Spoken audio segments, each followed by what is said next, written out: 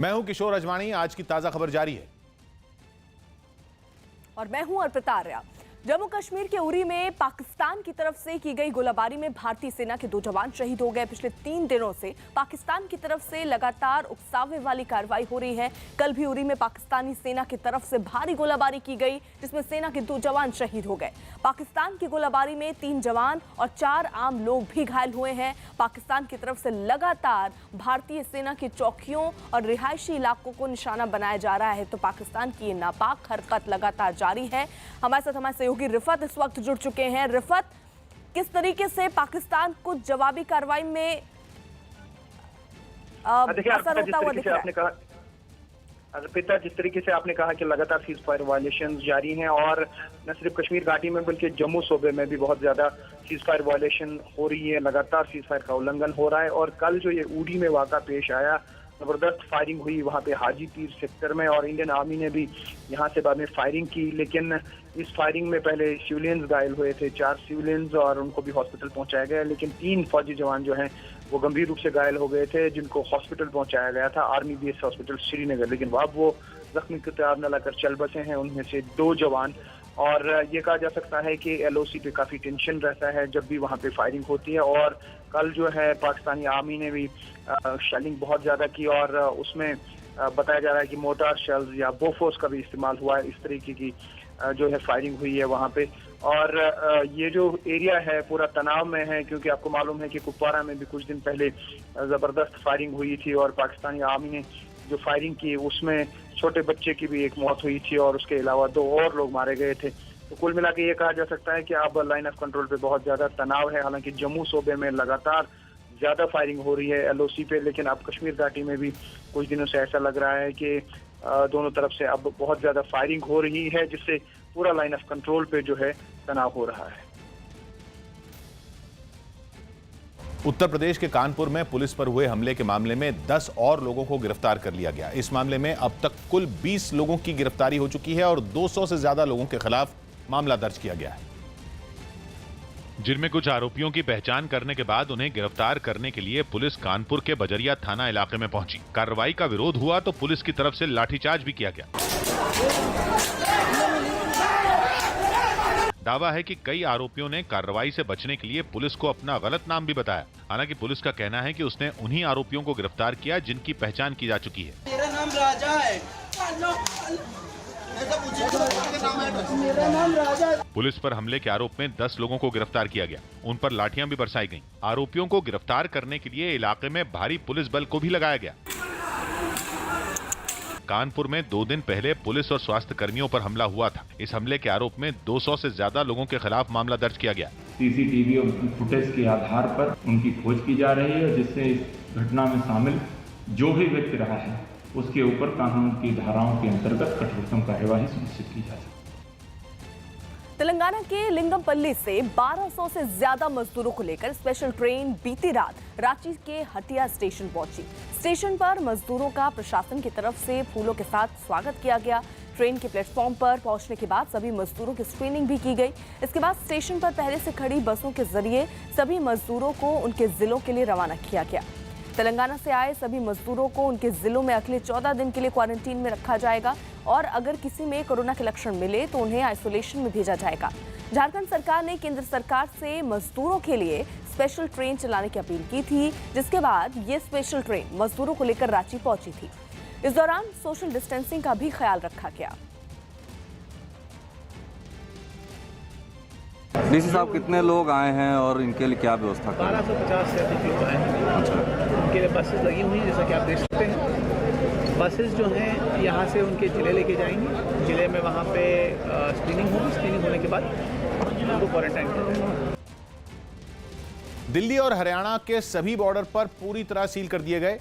दोनों राज्यों के बीच गुरुग्राम सीमा ही पिछले 3 दिन से खुली थी, जिसे बंद कर दिया गया, जिसके बाद गुरुग्राम सीमा पर कुछ घंटों के लिए ट्रैफिक जाम लग गया। जरूरी काम के लिए रोज घर से निकलने वाले लोग भी सीमा पार नहीं कर पाए। लोगों में भी यहाँ पर कंफ्यूजन है। सिर्फ सप्लाई जो है उसको जाने दिया जा रहा है, एम्बुलेंसेस को जाने दिया जा रहा है। इसके अलावा सेंट्रल गवर्नमेंट के जो एम्प्लॉयज हैं उनको जाने दिया जा रहा है। उसके अलावा बाकी सभी जो लोग यहाँ से रोड क्रॉस कर रहे हैं उनके लिए ये बॉर्डर सील है। सुबह 10 बजे बॉर्डर सील किया जाना था, जिसकी खबर पहले ही लोगों को दे दी गई थी। लेकिन दिल्ली के महिपालपुर में काम करने वाली कुछ स्वास्थ्य कर्मियों को बॉर्डर पार करने में चंद मिनटों की देरी हो गई। हेल्थ पैरामेडिकल स्टाफ है, तो आज हम डॉक्टर को बोल के आए गुरुग्राम से दिल्ली के महिपालपुर में रोज दूध की सप्लाई करने वाला एक शख्स सुबह दिल्ली तो पहुंच गया, लेकिन उसे वापसी में गुरुग्राम सीमा पर रोक दिया गया। पहले तो जाने दिया जी, सुबह तो कुछ बोला नहीं, अब बताओ हम कहाँ जाएंगे बाबूजी, अब घर तो जाना पड़ेगा। बैंक कर्मियों को भी सीमा पार करने नहीं दी गई। दिल्ली से रोज गुरुग्राम जाने वाले स्टेट बैंक ऑफ इंडिया के एक अधिकारी को भी लौटा दिया गया। आने ही नहीं दे रहे, वो बात ही नहीं कर रहा कोई ठीक से। अब वो कह रहे हैं जी पूरा बंद है और सब बंद है। बॉर्डर पार करने की छूट केवल केंद्र सरकार के कुछ मंत्रालयों के कर्मचारियों को है। इसके अलावा जरूरी सामान की सप्लाई से जुड़ी गाड़ियों और केंद्र सरकार के पास वाले लोगों को ही एक राज्य से दूसरे राज्य में पहुंचने की छूट दी गई। लॉकडाउन को बढ़ाकर 17 मई तक कर दिया गया है, लेकिन इस बार कई छूट दी गई है, खासतौर पर देश के उन जगहों पर जहां कोरोना का कोई मरीज नहीं है, यानी ग्रीन जोन है। सबसे बड़ी राहत ग्रीन जोन में है, क्योंकि सार्वजनिक परिवहन यानी बसें और मेट्रो वहां चलाई जा सकेंगी। हालांकि अभी 50% सार्वजनिक परिवहन चलाने की ही इजाजत होगी। ऑरेंज जोन में टैक्सी चलाने की इजाजत दी गई है, लेकिन टैक्सी में केवल एक ही यात्री हो सकता है। औद्योगिक इकाइयों यानी इंडस्ट्रीज को भी छूट दी गई है। ग्रीन जोन में सभी उद्योगों को छूट होगी। ऑरेंज जोन में कुछ उद्योगों को और रेड जोन में बहुत सीमित उद्योगों को छूट दी जाएगी। ई कॉमर्स कंपनियों को भी जरूरी और गैर जरूरी सामान की सप्लाई की इजाजत ग्रीन जोन और ऑरेंज जोन में होगी, लेकिन रेड जोन में ये कंपनी अभी भी पहले की तरह ही जरूरी सामान की सप्लाई ही कर पाएंगी। शराब और पान की दुकानों को भी ग्रीन और ऑरेंज जोन में छूट दी गई है। ये छूट रेड जोन में केवल उन जगहों पर होगी जो कंटेनमेंट एरिया नहीं है, यानी रेड जोन में आने वाले जिलों में जो जगह सील नहीं है वहां शराब की पान की दुकानें खोली जा सकेंगी। नई गाइडलाइंस में यह भी कहा गया कि शाम 7 बजे से सुबह 7 बजे तक देश के किसी भी हिस्से में यानी हर जोन में गैर जरूरी काम से बाहर निकलने की इजाजत नहीं दी जाएगी। केंद्र सरकार ने 17 मई तक लॉकडाउन बढ़ाने के साथ ग्रीन और ऑरेंज जोन में कई तरह की छूट भी दी है, लेकिन नई गाइडलाइंस में यह भी साफ कर दिया गया कि सभी जोन में शाम 7 बजे से सुबह 7 बजे तक गैर जरूरी काम के लिए लोग बाहर नहीं निकल सकेंगे। स्थानीय प्रशासन इसे सख्ती से पालन करवाने के निर्देश देता हुआ दिखा। केंद्र सरकार की तरफ से ये भी कहा गया कि अगर जरूरत पड़े तो इसका पालन करवाने के लिए धारा 144 का भी इस्तेमाल किया जा सकता है।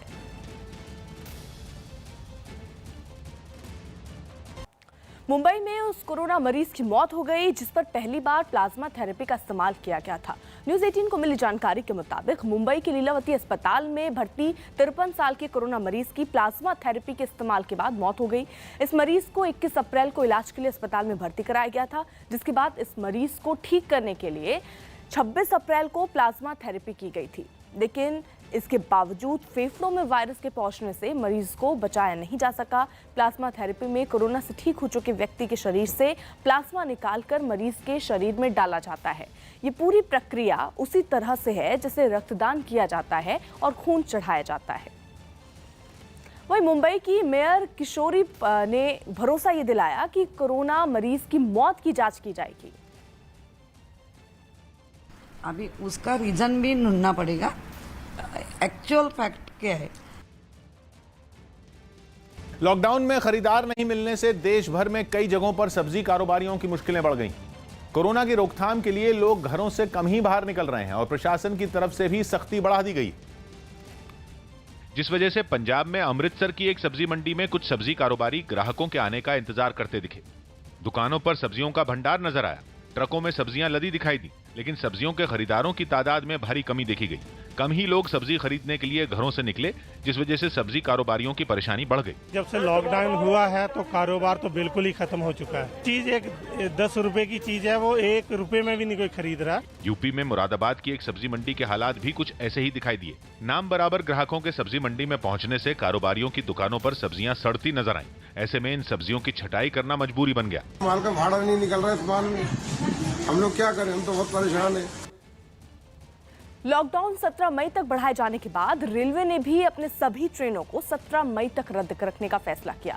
रेलवे की यात्री ट्रेन 3 मई तक पहले से ही रद्द थी। केंद्र सरकार की तरफ से लॉकडाउन बढ़ाए जाने के फैसले के बाद रेलवे ने भी सभी ट्रेनों को 17 मई तक रद्द करने का फैसला करते हुए लोगों से रेलवे स्टेशन न आने की अपील की है।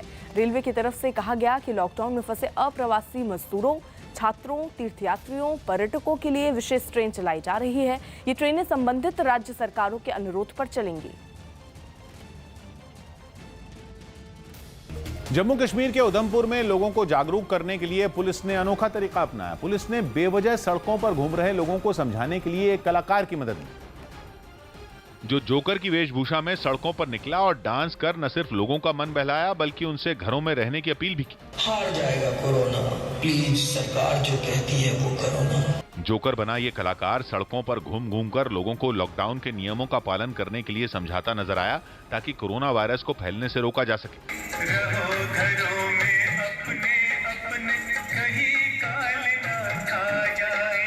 लोगों को जागरूक करने के दौरान इस कलाकार के साथ कुछ पुलिस वाले भी दिखाई दिए।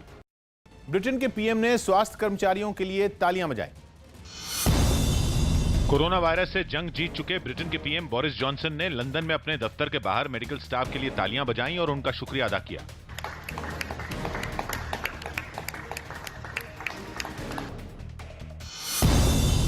यूपी के मुरादाबाद में लॉकडाउन के बीच बिना वजह घरों से बाहर निकले लोगों से पुलिस ने उठक बैठक करवाई। सांकेतिक दंड दे देते हैं थोड़ा बहुत उनको प्रदर्शन के लिए, ताकि इनको याद रहे, एहतियात करें आगे के लिए।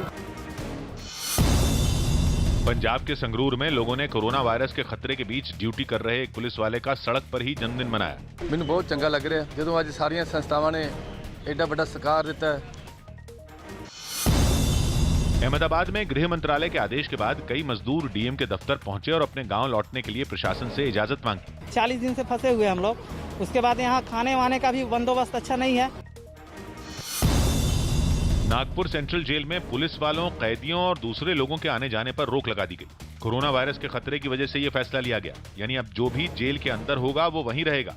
साथ ही कोई नया कैदी भी सेंट्रल जेल के बजाय दूसरी जेल में रखा जाएगा।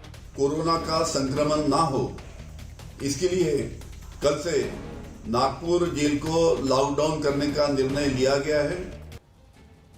रूस के प्रधानमंत्री को भी कोरोना हो गया है। राष्ट्रपति पुतिन ने खुद इसकी पुष्टि की और वीडियो कॉल पर उनसे बात करके उनके जल्द ठीक होने की भी उम्मीद जताई। रूस के प्रधानमंत्री को कोरोना कैसे और किसके संपर्क में आने से हुआ यह अभी साफ नहीं हो पाया। हालांकि पिछले कुछ दिनों में वो जिन लोगों से भी मिले थे उन्हें क्वारंटीन कर दिया गया। मामूली लक्षण होने की वजह से रूस के प्रधानमंत्री को भी अभी अस्पताल में भर्ती नहीं कराया गया है। प्रधानमंत्री नरेंद्र मोदी ने भी ट्वीट कर उनके जल्द स्वस्थ होने की कामना की। पीएम ने अपने ट्वीट में यह भी लिखा कि भारत कोरोना के खिलाफ लड़ाई में रूस के साथ खड़ा है।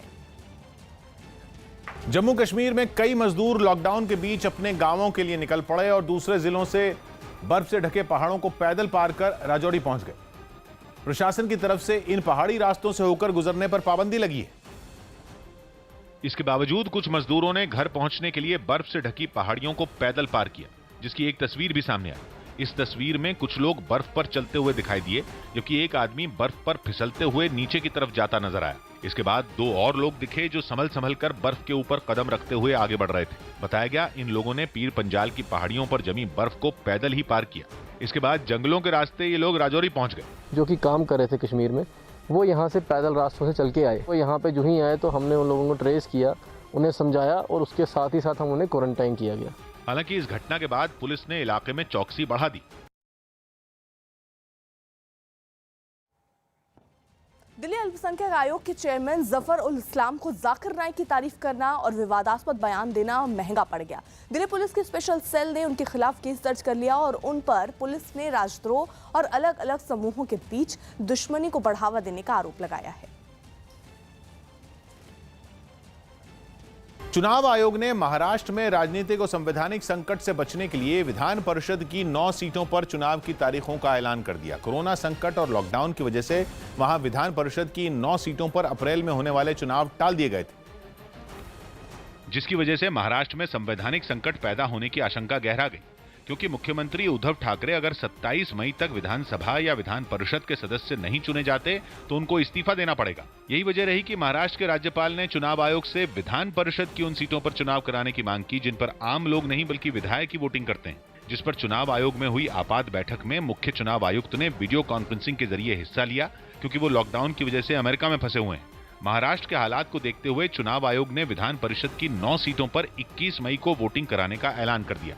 चुनाव की घोषणा के साथ ही उद्धव ठाकरे को भी बड़ी राहत मिली है।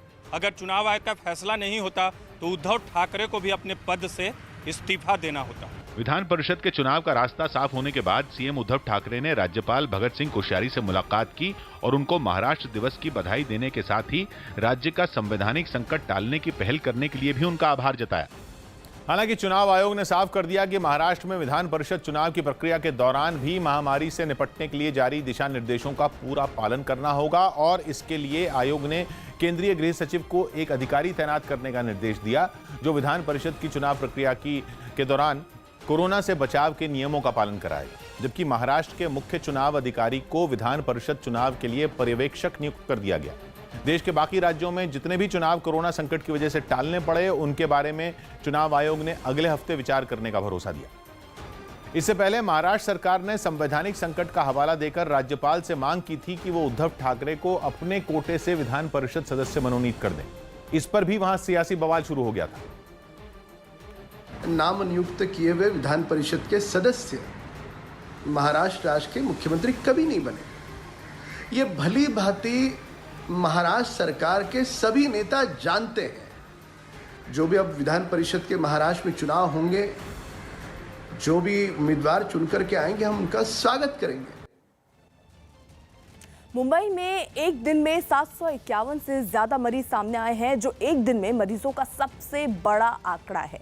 इसके साथ ही अब तक मुंबई में कोरोना मरीजों का आंकड़ा बढ़कर 7,625 हो गया है। पिछले 24 घंटे में मुंबई में कोरोना की वजह से 5 लोगों की मौत भी हुई। इसके अलावा 484 संदिग्ध मरीजों को भी अस्पताल में भर्ती कराया गया है।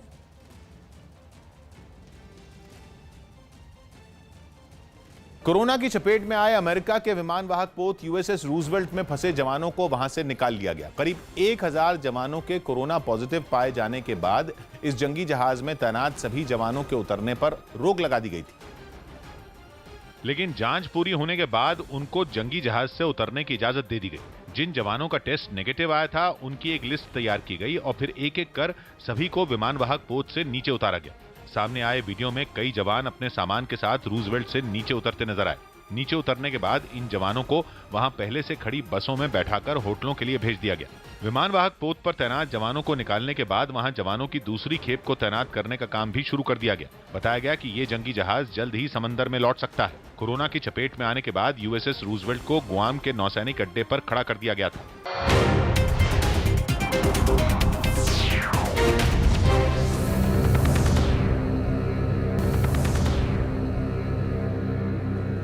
अमेरिका के राष्ट्रपति डोनाल्ड ट्रंप ने कोरोना के इलाज के लिए गिलेड साइंसेस कंपनी की बनाई गई दवा रेमडेसिविर के इस्तेमाल की इजाजत दे दी है और अभी तक के टेस्ट में इस दवा के नतीजे बेहतरीन रहे हैं। क्लिनिकल ट्रायल में ये दावा किया जा रहा है कि इस दवा में इस्तेमाल से मरीज में अस्पताल में भर्ती जो मरीज है वो बिल्कुल ठीक हो रहे हैं। हालांकि अमेरिका की सरकार ने इस दवा का इमरजेंसी हालात में ही इस्तेमाल करने की इजाजत दी है।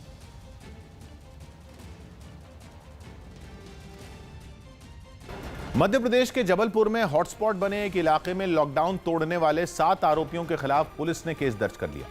एक दिन पहले वहां कई लोग लॉकडाउन के बीच बेवजह घर से बाहर घूम रहे थे और जब पुलिस वालों ने समझाने की कोशिश की तो वो उल्टे पुलिस से ही उलझ पड़े, जिसका एक वीडियो भी सामने आया। इस वीडियो में कुछ लोग पुलिस वालों से बदसलूकी करते हुए दिखाई दिए। हंगामे के दौरान एक महिला ने पुलिस का डंडा ही पकड़ लिया। इसके बाद कुछ लोग इस महिला के हाथों से पुलिस का डंडा छुड़वाने की कोशिश भी करते नजर आए।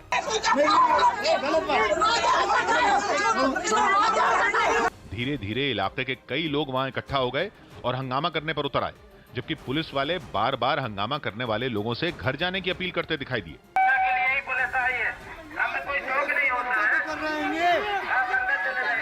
हंगामा कर रहे लोग बदसलूकी करते रहे और पुलिस लॉकडाउन के नियमों का पालन कराने में जुटी रही। थोड़ी देर बाद कुछ और लोग वहां पहुंचे और लॉकडाउन तोड़ने वालों को घर भिजवाने में पुलिस की मदद की। उनको समझाया गया है कि कोरोना संक्रमण फैल रहा है और अंदर ही रहे, किंतु इस बात पे वो मान ही नहीं रहे थे। पुलिस इस मामले में 7 आरोपियों के खिलाफ मामला दर्ज कर जांच में जुट गई। टीम इंडिया आईसीसी की टेस्ट रैंकिंग में पहले पायदान से खिसक गई। भारतीय क्रिकेट टीम 2016 के बाद पहली बार आईसीसी की टेस्ट रैंकिंग में पहले पायदान से खिसक गई। वो अब 2 नंबर नीचे तीसरे पायदान पर है। ऑस्ट्रेलियाई क्रिकेट टीम ने फिलहाल टेस्ट और T20 रैंकिंग में नंबर 1 पर जगह बना ली। गुजरात के दाहोद की एक जेल से 13 कैदी ताला तोड़कर फरार हो गए, जिसके बाद पुलिस ने पूरे जिले में तलाशी अभियान तेज कर दिया। गोवा के सीएम प्रमोद सावंत ने बताया कि दूसरे राज्यों में फंसे गोवा के लोगों को लाने के बाद उन्हें क्वारंटीन किया जाएगा और लोगों से इसके लिए पैसे नहीं लिए जाएंगे। देश की सबसे बड़ी कार कंपनी मारुति ने बताया कि लॉकडाउन की वजह से अप्रैल में उसकी एक भी कार नहीं बिकी। इंदौर में कोरोना वायरस से ठीक होने के बाद 13 मरीजों को अस्पताल से छुट्टी दे दी गई। इन लोगों को ताली बजाकर अस्पताल से घर भेजा गया। देश की राजधानी दिल्ली में कोरोना वायरस के मरीजों की बढ़ती संख्या को देखते हुए राज्य सरकार ने अपनी रणनीति में बड़ा बदलाव किया और जिसके तहत दिल्ली के हॉटस्पॉट में रहने वाले सभी लोगों की अगले 14 दिनों के अंदर 3 बार स्क्रीनिंग की जाएगी। और अभी तक जिन हॉटस्पॉट इलाकों में स्क्रीनिंग नहीं हुई है वहां अगले 3 दिनों में इस काम को पूरा करने के आदेश दिए गए। स्क्रीनिंग के बाद अगर किसी में बीमारी के लक्षण पाए जाते हैं तो फिर उनके कोरोना टेस्ट करवाए जाएंगे। दिल्ली सरकार ने यह भी फैसला इसलिए लिया क्योंकि हॉटस्पॉट इलाकों में कोरोना के मरीजों की संख्या बढ़ती जा रही है। इसके अलावा 10,000 से ज्यादा जनसंख्या वाले हॉटस्पॉट में ऐसा प्लान तैयार करने के लिए कहा गया जिससे हर छोटी जगहों पर स्क्रीनिंग की व्यवस्था की जा सके। दिल्ली में अभी 98 हॉटस्पॉट हैं। हॉटस्पॉट में उन इलाकों को शामिल किया गया है जहां कोरोना के मरीज सामने आ चुके हैं। दिल्ली आईआईटी के छात्रों ने एक ऐसा उपकरण बनाया है जो कोरोना के खिलाफ लड़ाई में पुलिस वालों के लिए मददगार साबित हो सकता है। बताया गया कि पुलिस को इस उपकरण के जरिए जांच में काफी आसानी होगी, क्योंकि सेल्फी स्टिक जैसे दिखने वाले इस उपकरण की मदद से दूर से ही लोगों की जांच की जा सकती है। इस स्टिक में आगे की तरफ एक लेंस लगा है जिसकी मदद से पुलिस वाले लोगों के नजदीक जाए बिना ही उनके आईडी कार्ड या फिर दूसरे दस्तावेजों की जांच कर सकते हैं। आई कार्ड जांचना है तो उसको आई कार्ड यहाँ इसके पास लगाना होगा ग्लास के, और उसके बाद जो पुलिसकर्मी जो देख रहे हैं वो उसमें दूर से ही देख पाएंगे। छात्रों के बनाए गए उपकरण का दिल्ली पुलिस ने परीक्षण भी शुरू कर दिया। आईआईटी के पास ही कुछ पुलिस वालों ने इसकी मदद से लोगों के आईडी कार्ड की जांच की और इसके बाद ही उन्हें वहां से जाने दिया गया। सीएनबीसी टीवी 18 और उद्योगों के संगठन सीआईआई ने लॉकडाउन पर कंपनियों के सीईओ के बीच एक सर्वे किया और जिसमें 86% सीईओ ने माना कि लॉकडाउन को धीरे धीरे यानी चरणबद्ध तरीके से हटाया जाना चाहिए। 73% सीईओ ये मानते हैं कि कोरोना संकट से निपटने की भारत की नीति अब तक कामयाब रही है। सर्वे में 54% सीईओ ने यह भी माना कि देश में कारोबार को दोबारा सामान्य होने में 6 महीने से 1 साल का वक्त लग सकता है, जबकि 29% सीईओ ये मानते हैं कि सब कुछ सामान्य होने में 1 साल से ज्यादा का वक्त भी लग सकता है। वहीं 16% सीईओ ऐसे रहे जिनका मानना है कि 6 महीने से भी कम वक्त में सब कुछ सामान्य हो जाएगा। थाईलैंड की राजधानी बैंकॉक में कोरोना से लड़ाई लड़ रहे स्वास्थ्य कर्मियों के बाल मुफ्त में काटे गए। लॉकडाउन की वजह से वो अपने बाल नहीं कटवा पा रहे थे, जिससे उन्हें मरीजों का इलाज करने में दिक्कतें पेश आ रही थी। जिसे देखते हुए वहां के कई हेयर स्टाइलिस्ट उनकी मदद करने के लिए आगे आए और अस्पतालों में जाकर स्वास्थ्य कर्मियों के बाल मुफ्त में काटे। इस दौरान सुरक्षा का भी पूरा ख्याल रखा गया। डॉक्टरों और नर्सों को एक दूसरे से दूर बैठाकर उनके बाल काटे गए। वहां मौजूद सभी हेयर स्टाइलिस्ट अपने मुंह को मास्क से भी ढके दिखे, साथ ही वो हाथों में दस्ताने भी पहने नजर आए। बताया गया कि रोजाना ये लोग अस्पतालों में जाकर 50 स्वास्थ्य कर्मियों के बाल मुफ्त में काटते हैं। इस काम के लिए डॉक्टरों और नर्सों ने उनका आभार जताया। งานทีมหนึ่งมีน้ำใจให้กับบุคลากรของโรงพยาบาลกลางนะครับ लॉकडाउन की वजह से फंसे मजदूरों को लेकर एक स्पेशल ट्रेन बीती रात जयपुर से पटना के लिए रवाना हुई। इस ट्रेन से पटना के लिए रवाना हुए मजदूर बिहार के अलग अलग जिलों के रहने वाले हैं। जयपुर से रवाना हुई ये ट्रेन रास्ते में किसी भी स्टेशन पर नहीं रुकेगी और सीधे पटना पहुंचेगी। जयपुर से रवाना होने पर मौके पर मौजूद रेलवे कर्मचारी और सुरक्षा बल के जवानों ने जोरदार तालियां बजाकर इस ट्रेन को रवाना किया। पटना पहुंचने के बाद इस ट्रेन में सवार लोगों का मेडिकल चेकअप होगा और उसके बाद इन्हें क्वारंटीन में रखा जाएगा। लॉकडाउन के दौरान ऑनलाइन गेम वक्त काटने के लिए लोगों का सहारा बन गई। बताया जा रहा है कि लॉकडाउन में हर हफ्ते ऑनलाइन गेम खेलने वालों की तादाद भी 60% तक बढ़ गई और देश भर के कई इलाकों में रोजाना का काम निपटाने के बाद लोग ऑनलाइन गेम खेल रहे हैं, जिनमें भुवनेश्वर का यह परिवार भी शामिल है। लॉकडाउन के बीच परिवार के सभी लोग अलग अलग ऑनलाइन गेम में व्यस्त दिखाई दिए। कोई फोन में लूडो खेलता दिखा तो कोई पबजी। गेम खेलिया था, मोबाइल गेम खेलिया था, लूडो ଏବେ ଅନଲାइन ଟିକେ भल लाଗୁଛି। ऑनलाइन गेम खेलने के दौरान बच्चे अपने दोस्तों के साथ भी जुड़ गए और अपने घरों से ही एक दूसरे का मुकाबला करके समय बिताया। और यही वजह रही कि ऑनलाइन गेम खेलने वालों की तादाद में तेजी से बढ़ोतरी हुई है। एक रिपोर्ट के मुताबिक लॉकडाउन के दौरान लूडो के 4 लाख नए ग्राहक बन गए, जबकि 50% लोगों ने वक्त बिताने के लिए पबजी और कैरम बोर्ड को अपना साथी बना लिया। इतना ही नहीं, लॉकडाउन में रमी और 3 पत्ती जैसे दूसरे खेलों के सहारे 50 लाख लोग अपना समय बिता रहे हैं। लॉकडाउन के दौरान बच्चों की पढ़ाई का नुकसान न हो, इसके लिए यूपी सरकार ने टीवी की मदद से बच्चों को पढ़ाना शुरू कर दिया। जानकारी के मुताबिक यूपी बोर्ड के 10वीं और 12वीं के छात्रों को घर बैठे पढ़ाया जा रहा है ताकि उनकी पढ़ाई का नुकसान ना हो। इसके लिए दूरदर्शन के स्वयं प्रभा चैनल पर रोजाना सुबह 11 से दोपहर 1 बजे तक बच्चों को अलग अलग विषय पढ़ाए जाएंगे। साथ ही छात्रों को जो सुबह पढ़ाया जाएगा वो इस चैनल पर शाम को दोबारा दिखाया जाएगा। इसके लिए सभी टीचर्स को छात्रों तक इसकी जानकारी पहुंचाने के निर्देश दिए गए हैं। कोरोना के खतरे के बावजूद दिल्ली की गाजीपुर सब्जी मंडी में खरीदारी करने आए लोगों ने सोशल डिस्टेंसिंग की अनदेखी की। कोरोना वायरस को फैलने से रोकने के लिए एक दूसरे से दूरी बनाए रखने और मुंह पर मास्क लगाने की लगातार अपील की जा रही है। लेकिन इसके बाद भी लोग सुधरने का नाम नहीं ले रहे। लॉकडाउन लागू होने के बाद भी गाजीपुर सब्जी मंडी के बाहर लोगों की इतनी भीड़ जुट गई कि जैसे वहां कोई मेला लगा हो। मंडी के अंदर जाने के लिए लोग लाइन में खड़े दिखे, लेकिन उनके बीच सोशल डिस्टेंसिंग नाम की कोई चीज नहीं दिखी। एक दूसरे से दूर रहने की बात तो छोड़िए, लोग एक दूसरे से चिपके नजर आए। थोड़ी देर बाद जब मंडी खुली तो लोगों की भीड़ अंदर जाने के लिए जैसे दौड़ पड़ी। देखने से ऐसा लगा मानो लोगों का सैलाब मंडी के अंदर दाखिल हो रहा हो। भीड़ देखकर ऐसा लगा ही नहीं कि कोरोना वायरस की वजह से पूरे देश में लॉकडाउन लागू है। यही नहीं, मंडी के अंदर कई गाड़ियां भी जाती दिखाई दी, जिसकी वजह से वहां जैम जैसे हालात बन गए। सब्जी मंडी के बाहर पुलिस के जवान भी तैनात दिखाई दिए, लेकिन किसी ने भी लोगों को रोकने और उनसे सोशल डिस्टेंसिंग का पालन कराने की कोशिश नहीं की। हालांकि गेट के बाहर एक आदमी मंडी के अंदर जाने वाली गाड़ियों पर दवा का छिड़काव करता दिखा। लंदन में नदी किनारे बने इंद्रधनुष का वीडियो वायरल हो गया। लंदन में टेम्स नदी किनारे आसमान में 2 इंद्रधनुष बन गए, जिसका वीडियो सोशल मीडिया पर वायरल हो गया। मुंबई के पास पालघर में 2 साधुओं की हत्या के मामले में 5 और आरोपियों को गिरफ्तार किया गया। इस मामले में अब तक 115 लोगों की गिरफ्तारी हो चुकी है। दक्षिण दिल्ली के हौस खास में डीसीपी दफ्तर में एक योग कार्यक्रम का आयोजन किया गया। इस कार्यक्रम में 50 से ज्यादा पुलिस वालों ने हिस्सा लिया। साथ ही इन सभी पुलिस वालों के मोबाइल में आरोग्य सेतु ऐप भी डाउनलोड करवाया गया। सुप्रीम कोर्ट ने पालघर में हुई भीड़ की हिंसा के मामले में महाराष्ट्र पुलिस से रिपोर्ट मांगी। साथ ही कोर्ट ने जांच को रोकने या उसमें दखल देने से भी इनकार कर दिया। सेंट्रल दिल्ली के डीएम निधि श्रीवास्तव के ड्राइवर को कोरोना वायरस हो गया, जिसके बाद डीएम ने खुद को घर पर ही क्वारंटीन कर लिया। कोलकाता के अलीपुर चिड़ियाघर में बाबू नाम के एक चिंपैंजी को खुश करने के लिए चिड़ियाघर के कर्मचारियों ने उसका मनोरंजन किया। कर्मचारियों ने चिंपैंजी के पिंजरे के बाहर तालियां बजाईं और उसका नाम लेकर उसे पुकारने लगे।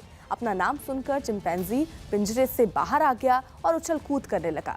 बताया गया कि चिंपैंजी चिड़ियाघर में लोगों को देखकर खुश होता था, लेकिन लॉकडाउन की वजह से लोग चिड़ियाघर नहीं जा रहे हैं तो चिंपैंजी उदास दिख रहा था, इसलिए कर्मचारियों ने उसके लिए तालियां बजाईं।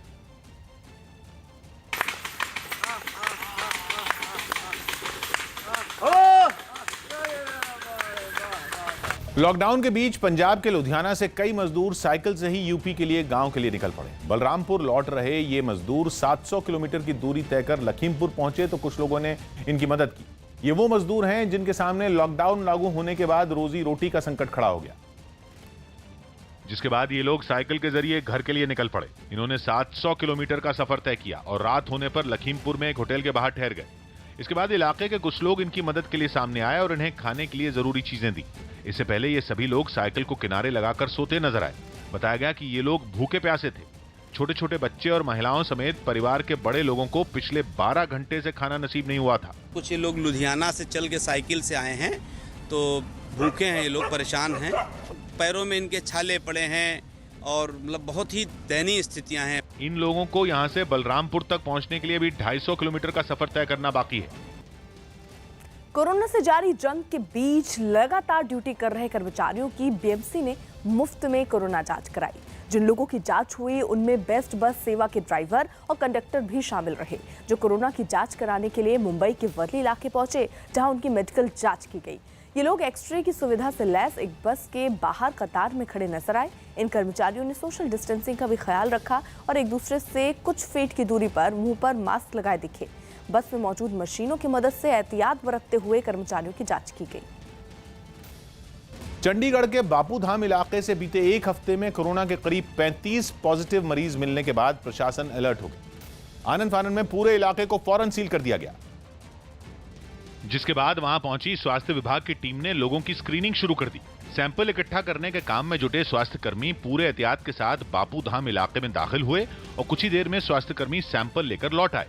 स्क्रीनिंग के बाद जिन लोगों को अस्पताल ले जाने की जरूरत महसूस हुई, उनको एम्बुलेंस के जरिए अस्पताल पहुंचा दिया गया। इस पूरे इलाके पर नज़र बना रखी है कि इस इलाके से जो संक्रमण का खतरा है उसको कम किया जा सके और इस इलाके से पूरे चंडीगढ़ में संक्रमण फैलने की आशंका ना बने। इसके चलते यहाँ पर कई तरह के बंदोबस्त किए जा रहे हैं। इलाके में लोगों के आने जाने पर रोक लगाने के लिए पुलिस की तैनाती कर दी गई। साथ ही बांस की बल्लियों से रास्तों को भी बंद कर दिया गया। उत्तर प्रदेश में पीलीभीत के गांव में एक बाघ के घुस आने से वहां के लोग दहशत से भर गए। इस बाघ ने वन विभाग की टीम पर भी हमला कर दिया। जिस गांव में घटना हुई वो पीलीभीत टाइगर रिजर्व से लगा हुआ है, जहां एक बाघ के घुस आने से लोग बुरी तरह घबरा गए।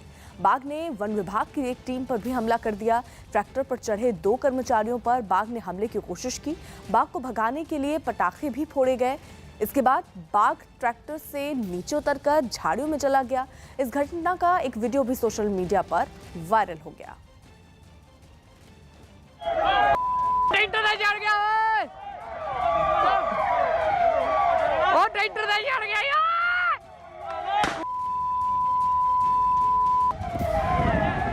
राजस्थान के उदयपुर में कोरोना योद्धाओं और क्वारंटीन किए गए लोगों के लिए आयुर्वेदिक काढ़ा तैयार किया जा रहा है। डॉक्टर ने बताया कि काढ़ा पिलाने का मकसद इम्यूनिटी को बढ़ाना, यानी इंसान के शरीर को कोरोना वायरस से लड़ने के लायक बनाना है, जिसके लिए आयुर्वेद विभाग की टीम रोजाना काढ़ा तैयार करने में जुटी रहती है।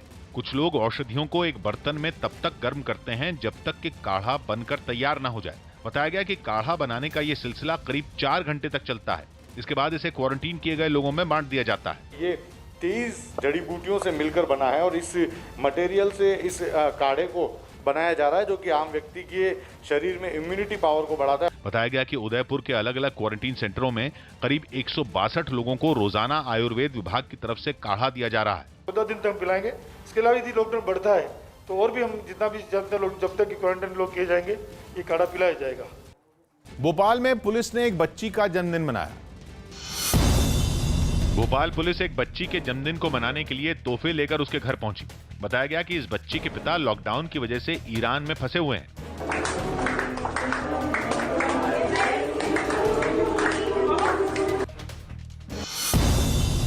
झारखंड के सीएम हेमंत सोरेन ने दूसरे राज्यों में फंसे झारखंड के मजदूरों और छात्रों को जल्द उनके गांव पहुंचाने का भरोसा दिया। झारखंड की व्यवस्था आपके घरों तक पहुंचेगा, आप तक पहुंचेगा और आपको सकुशल सुरक्षित झारखंड लेके आएगी। बिहार की पूर्व सीएम राबड़ी देवी और आरजेडी नेता तेजस्वी यादव ने राज्य सरकार पर दूसरे राज्यों में फंसे मजदूरों की अनदेखी का आरोप लगाया। साथ ही मजदूरों को सुरक्षित गांव लाने की मांग पर उन्होंने कुछ देर तक अनशन भी किया। 25 लाख से भी ज्यादा हमारे भाई गरीब मजदूर जो श्रमवीर हैं वो फंसे हुए हैं। मजदूर दिवस पर दिल्ली में युवा कांग्रेस ने कुछ सफाई कर्मचारियों का सम्मान किया। इतना ही नहीं, इन्हें कोरोना वायरस से बचने के लिए जरूरी चीजें भी दी गई। हमें बड़ी खुशी हो रही है। हम चाहते हैं कि ऐसा ही हमारा सम्मान हो तो हमें और भी दिल की खुशी होगी। अमेरिका के राष्ट्रपति डोनाल्ड ट्रंप ने एक बार फिर कोरोना वायरस के मुद्दे पर चीन पर बड़ा निशाना साधा।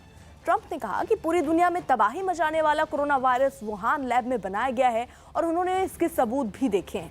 यानी ट्रंप ने चीन पर जल्द ही नए शुल्क लगाने की चेतावनी भी दी। हालांकि अमेरिका की एक खुफिया एजेंसी ने इस वायरस को किसी लैब में बनाए जाने की अटकलों को खारिज किया है। चीन ने भी डोनाल्ड ट्रंप के इस आरोप को पूरी तरह से बेबुनियाद बताते हुए खारिज कर दिया है।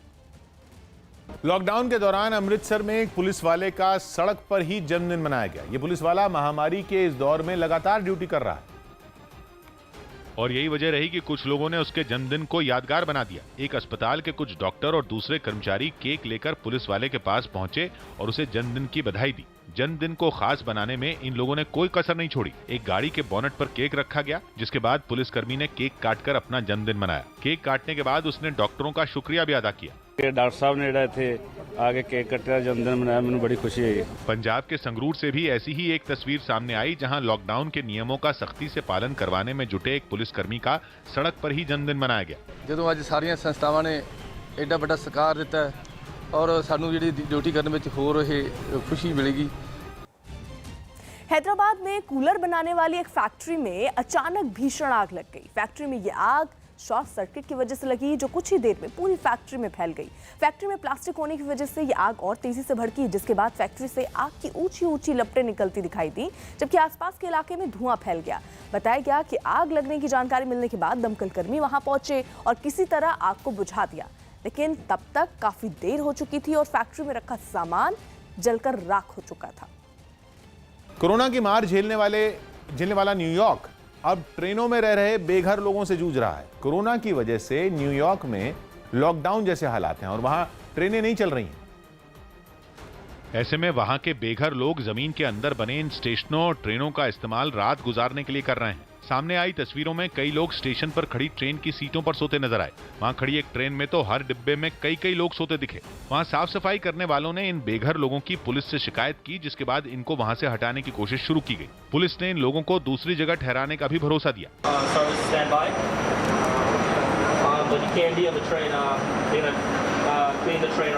बताया गया कि इन लोगों की वजह से ट्रेनों की साफ सफाई का काम रुक रहा था। हालांकि मामला सामने आने के बाद कई लोगों ने इन बेघरों की मदद की पेशकश की। पश्चिम बंगाल के बीरभूम का एक वायरल वीडियो सामने आया। दावा किया जा रहा है कि ये वीडियो एबीवीपी के एक कार्यकर्ता ने बनाया, जिसमें सरकारी राशन में मिलने वाले चावलों की बोरियों को खोलकर उससे अच्छी क्वालिटी का चावल निकालकर खराब क्वालिटी का चावल भरा जा रहा है। बताया जा रहा है कि ये वीडियो बीरभूम के राना घाट के एक राइस मिल का है और इस वीडियो को एबीवीपी के कार्यकर्ता अजीत विश्वास ने बनाया है। बीजेपी पहले भी राज्य सरकार पर केंद्र सरकार से मिलने वाले राशन में कालाबाजारी करने का आरोप लगाती रही है। मध्य प्रदेश में फंसे यूपी के कुछ मजदूरों को कई बसों के जरिए प्रयागराज लाया गया। रोजगार की तलाश में मध्य प्रदेश गए ये मजदूर लॉकडाउन की वजह से वहीं फंस गए थे, जिन्हें कई बसों की मदद से प्रयागराज लाया गया। बसों से उतरने के बाद इन मजदूरों को एक स्कूल में ठहराया गया ताकि उनकी जांच हो सके। स्कूल में मौजूद डॉक्टरों की एक टीम ने एक-एक कर सभी मजदूरों के शरीर का तापमान मापा। हालांकि कुछ मजदूरों ने सोशल डिस्टेंसिंग का ध्यान नहीं रखा और वो एक दूसरे के बेहद करीब बैठे दिखाई दिए। लेकिन घर लौटने पर इन मजदूरों ने काफी खुशी जताई। रीवा से बस आई है, इधर से हम फर्रुखाबाद जाएंगे। ठीक इसी तरह मध्य प्रदेश में फंसे कुछ मजदूर यूपी के झांसी भी लौटे, जहां मेडिकल जांच के बाद उन्हें बसों की मदद से उनके घर भेज दिया गया। किसी तरह की कोई गड़बड़ी न हो, इसके लिए वहां पुलिस वाले भी मौजूद रहे। 5 बसें उत्तर प्रदेश के विभिन्न जनपदों के लिए रवाना हो चुकी हैं। अभी मध्य प्रदेश से बसें